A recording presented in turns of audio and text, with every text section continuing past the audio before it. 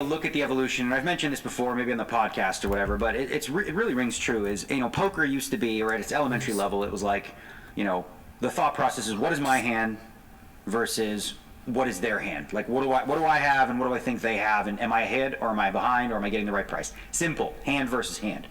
Then that developed into what is my hand, because you know what you have, versus the entire range of hands your opponent could have, and then you play accordingly from there. Well, that evolved even further to understanding in certain situations, playing my range against my opponent's range. And this is going to be really important if you really want to get to the sophisticated level of playing this game at a high level, because you have to be very cognizant of what your range can and cannot entail, or what it's weighted to or what it's not. Because against really smart opponents, in certain situations, if you're trying to make a bluff or trying to make a move, they'll understand that based on the way you played the hand pre-flop and on the flop, it doesn't add up. The story doesn't hold true, if you will. And another way to look at that too is there's going to be some flops or some boards where one player is just going to have what's called a range advantage. And essentially what that means is, one player is more likely to have a stronger hand in a certain situation. So for example, if, this is my doggy's barking. So for example, if under the gun player raises and the big blind calls and the flop comes ace-7 deuce, rainbow, well, the player with the range advantage there would be the under-the-gun player, because a big percentage of the range of hands that the under-the-gun player is going to play is going to contain an ace. Whereas the big blind, especially if there's antes, is going to be priced in to play a lot more like 6-8s, 5-6, and garbage hands. So in this situation, it's important for the under-the-gun player, whether he has the ace or not, to understand that he has a range advantage. So even if you do have something like 10-jack suited, you should still often be betting here, because you simply have more hands in your range that are connect with that flop than the big blind will. We're going to look back again at the classic one, the jacks, versus where you think the player's range is aces, kings, queens, or exactly ace-king. So there are going to be situations where even today you still may find yourself in this situation. So the question is, how do you figure out if that's the opponent's range? Should you continue with the jacks? Let's say, for example, you opened, the player's gone all in, and you're sitting there with jacks. Well, there's obviously other considerations, like what stage you are in the tournament. There's a whole bunch of other things to think about. But if you're just thinking about in a vacuum, are jacks getting the right price to continue? Well, the way to do that, or one of the ways to do that, is of course we look at the pot odds we're getting, right? But then we can count the combinations of cards or hands that the player could have that beat us versus the ones that don't. So for example, what is the one that we're ahead of, if you will?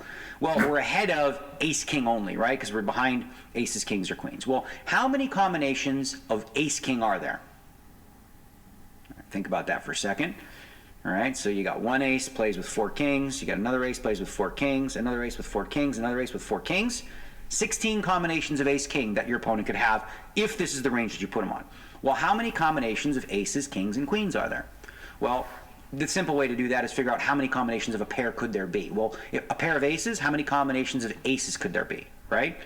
You do the math here. You got ace of spades, ace of spades, ace of clubs, ace of diamonds, ace of hearts, that's 3. Then you got the next 2, and then you got 1. So 6 combinations per pair. So now, if you're in this situation, you're looking at 18 combinations that have you destroyed, where he's got aces, kings, or queens, and then 16 combinations where you're actually ahead. So it's pretty close, but of course you have to factor in the fact that when you are going to play against that range, you're in some trouble, because the ace-king is still going to beat you a really significant part of the time. We call it a coin flip for a reason, because it's close to a coin flip. So 16 times you'll be in a coin flip situation, 18 times you're going to be a 4-to-1 dog. So if you did put your opponent on a range like that, it would probably be, especially in a tournament when you're looking to conserve chips and not get into as many coin flips, if that was your opponent's range and that's all they could have, unless they're very short on chips, chances are you should still probably fold the jacks.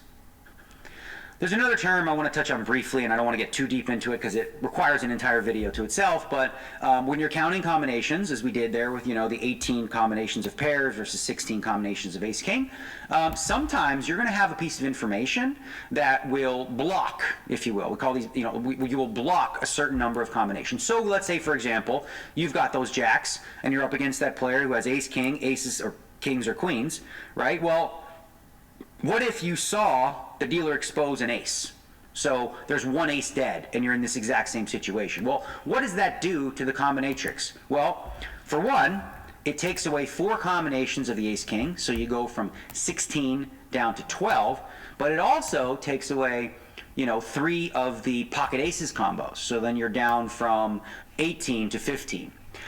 So again, now typically when you're looking at situations where you're going to use blockers to make a decision, it's usually not going to be because you see a flash card. It'll be because you have a certain card in your hand. And again, as I said, I don't want to get too deep into that, because what I really want to get you familiar with is understanding ranges and how that leads into combinations of cards, and how that's going to help you in tough situations make more sophisticated decisions, right? So it's not like old school poker. It's like, well, you know what? I think he's got that. Well, let's count.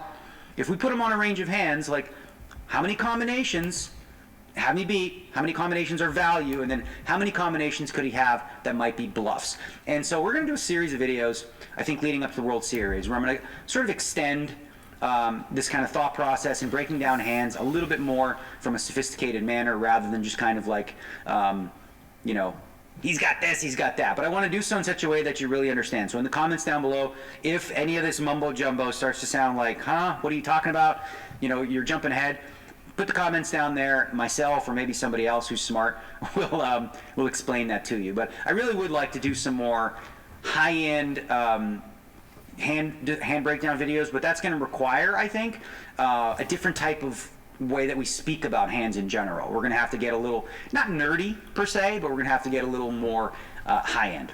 So hopefully you guys enjoy this style of video. We are going to roll out probably about 1 week till the World Series of Poker, and then likely kick up the World Series of Poker vlogs daily. And throughout the World Series of Poker, we're also going to be doing, of course, as is part of any poker blog, a bunch of hands, and I'm going to try to give a little bit more nuanced, higher end breakdowns than what you're used to, but we're going to do it at a pace that you're comfortable with. So please let me know in the comments down below, as I said, whether you feel like there's value in this, and that you are digesting it in such a way where you feel like you're really getting it.